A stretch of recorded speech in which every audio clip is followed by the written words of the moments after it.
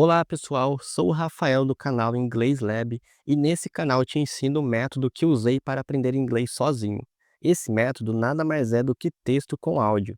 E aqui trago toda semana um texto diferente para estudarmos juntos e no fim do vídeo te passo um desafio para você impulsionar ainda mais o seu aprendizado. Por isso é importante que você fique até o fim do vídeo, ok? Mas agora, sem enrolação, vamos para o texto que será estudado hoje. Jake woke up late today. He jumped out of bed, grabbed his coffee, and ran to the bus stop. The bus was already leaving, so he yelled, "Wait!" The driver stopped, and Jake hopped on, panting. His friend Mia laughed and said, "Dude, you're always rushing." Jake grinned and replied, "Yeah, but I made it, right?" Agora vamos começar estudando as frases dessa história, começando por essa frase aqui. Jake woke up. Jake acordou. Late, atrasado. Today, hoje. A expressão woke up é o passado do verbo wake up. Em inglês, wake significa acordar, e esse up dá um gás, tipo levantar da cama de uma vez. Tudo isso para dar ênfase ao fato de que Jake está atrasado. É um verbo composto, ou seja, essas duas palavras juntas formam um time. Na frase Jake woke up late today, o woke está no simple past, ou seja, o passado simples, porque é algo que já aconteceu hoje. Jake estava dormindo, abriu os olhos e pronto, ele acordou. Na fala do dia a dia, woke up é descontraído e natural. Nativos não dizem I wakened, pois soa muito formal. É sempre woke up. É tipo como se você trocasse a palavra acordar por despertar no português. Todo mundo entenderia o que você está dizendo, mas soaria um pouco estranho. Mas essa expressão woke up não é só sobre abrir os olhos. Dependendo do contexto, ele pode carregar outro sentido, como nesse exemplo aqui. She woke up to her reality. She woke up, ela acordou, to her reality, para a sua realidade. Aqui é como se ela despertasse para a sua realidade, percebendo algo que não percebia antes. É como acordar de um estado mental. He jumped out of the bed. Ele pulou da cama. Grabbed his coffee. Pegou seu café. And ran to the bus stop. E correu para o ponto de ônibus. Dentro dessa frase aqui, gostaria de destacar três verbos ou expressões. Começando pela expressão jumped out of. Aqui, jumped é o passado do verbo jump, que significa pular. Já a expressão out of é uma preposição que dá a direção, sendo sair de algum lugar. Juntos, jumped out of quer dizer sair pulando de. Na frase, he jumped out of bed, mostra ele saindo da cama com uma pressa. É uma expressão que mostra que ele não só levantou, ele pulou para começar o dia. Gramaticalmente, out of exige um lugar depois, que nesse caso é bed. Como nesse exemplo aqui também. She jumped out of the car. Ela pulou para fora do carro. She jumped. Ela pulou out of the para fora do car, carro. Agora trazendo o verbo grabbed. Esse é o passado do verbo grab, que significa pegar ou agarrar, mas com pressa ou força. Gramaticalmente, esse é um verbo transitivo, ou seja, ele precisa de algo para agarrar, que nessa frase aqui é o his coffee. Grabbed his coffee. Essa frase mostra ele pegando o café num estalo, sem cerimônia. Nativos adoram a palavra grab para coisas do dia a dia porque ela é mais casual. Olha só. I grabbed my keys and left. I grabbed my keys. Peguei minhas chaves and left. E saí. Ele também pode ser usado com um tom mais de urgência, como nesse exemplo aqui também. He grabbed her arm. Ele agarrou o braço dela. Mas isso vai depender do contexto. Por último, destacando aqui o verbo ran.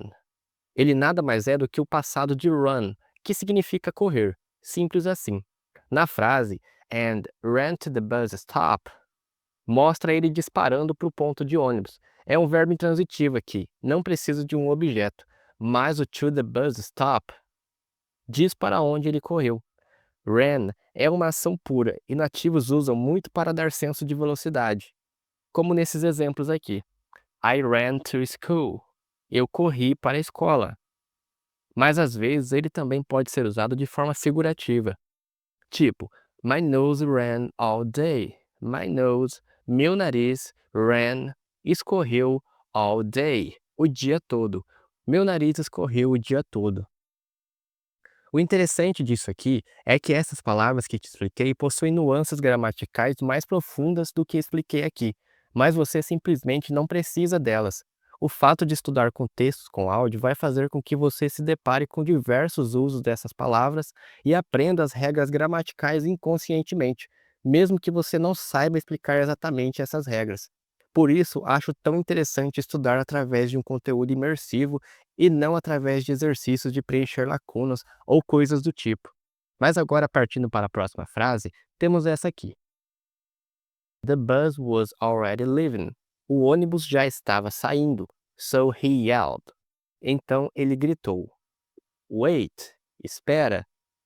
Destacando aqui o verbo leaving. Na frase, ele está no passado contínuo. Was leaving, com o was sendo o auxiliar e leaving mostrando uma ação em andamento no passado. Isso dá a ideia de movimento contínuo, mostrando que o ônibus não parou, ele já estava saindo quando o grito veio. O verbo to leave tem vários sentidos que já abordamos em outro vídeo. Vou deixar o link aqui na descrição para você dar uma olhada. Mas a palavra leaving aqui nessa frase tem o sentido de partir ou ir embora fisicamente. Essa é uma ação dinâmica e o ing dá aquele toque de algo que está acontecendo agora. Vamos explorar alguns usos. O primeiro uso de leaving é o mesmo da frase aqui que estamos estudando, que seria partir ou sair de um lugar. Esse é o mais comum, como no caso do ônibus indo embora. She was leaving, ela estava saindo, the party, da festa, when I arrived, quando eu cheguei. Ela estava saindo da festa quando eu cheguei. Já o segundo significado que leaving pode ter é de abandonar ou deixar para trás. Esse pode ser um uso mais emocional ou literal, a depender do contexto. He's leaving, ele está deixando his old life behind. Sua antiga vida para trás. Ele está deixando sua antiga vida para trás. Na frase que estamos estudando aqui, leaving, é claramente esse primeiro caso aqui. O ônibus está se mexendo, saindo da parada, e isso força o grito de Jake. The driver stopped. O motorista parou, and Jake hopped on. E Jake pulou, no caso no ônibus. Panting, ofegante. A expressão hopped on é uma combinação verbal de hopped, que é o passado simples de to hop, que significa pular ou saltar, com a preposição on, que tem a função de indicar a direção da ação. Na frase, essa é uma ação concluída. Jake fez isso rapidinho depois que o motorista parou. Perceba que ela está no mesmo tempo que stopped, criando uma sequência fluida de eventos. Essa expressão to hop on é uma expressão informal que significa subir rapidamente ou entrar com um pulo em alguma coisa, como no caso aqui, que é o ônibus. Mas também pode ter um significado figurado de aproveitar uma oportunidade. O hop traz a ideia de algum salto leve e on aponta para onde ele vai. She hopped on, ela pulou the train, no trem, just in time, bem a tempo. Esse aqui tem o mesmo sentido dessa frase aqui que estamos estudando. Já nesse segundo exemplo aqui, temos o sentido figurado de hopped on, que seria se aproveitar de algo no momento. Em contextos figurados, pode significar aderir ou entrar na onda. He hopped on, ele aproveitou the new trend, a nova tendência, and started a blog, e começou um blog. Claramente, nessa frase aqui, hopped on é o primeiro exemplo que significa literalmente pular para dentro do ônibus, ofegante, cheio de pressa. His friend Mia, sua amiga Mia, laughed and said. Riu e disse, Dude, you're always rushing. Cara, você está sempre apressado. Assim como na palavra living, que já vimos anteriormente, rushing é o particípio presente do verbo to rush, que significa correr ou apressar. A diferença é que na frase está no presente contínuo, you're rushing, mostrando uma ação em andamento no presente. O always antes de rush dá o toque de hábito. Ele não está só correndo agora, ele vive fazendo isso. Como o verbo to rush é sobre velocidade e urgência, a palavra rushing carrega essa mesma ideia, só que de uma ação em continuidade. Na frase, ele significa se apressar demais. Vamos ver alguns outros exemplos para fixar. She's rushing, ela está correndo to get to her house, para chegar à sua casa. Ela está correndo para chegar à sua casa. Isso aqui significa correr ou se apressar fisicamente. Esse é o uso mais literal de rushing, onde alguém está acelerando o passo. Já nesse segundo outro exemplo aqui, he's always rushing his homework. Ele está sempre fazendo seu dever rápido demais. Rushing é usado para dar o sentido de fazer algo rápido ou sem cuidado. Pode ser sobre agir impulsivamente ou não caprichar na sua tarefa. No nosso exemplo principal aqui, you're always rushing, sugere que o cara vive no modo turbo, seja correndo por aí ou fazendo tudo na pressa. Jake grinned and replied. Jake sorriu e respondeu, "Yeah, but I made it, right?" Sim, mas eu consegui, certo? Essa expressão made it é muito interessante e bastante usada no inglês do dia a dia.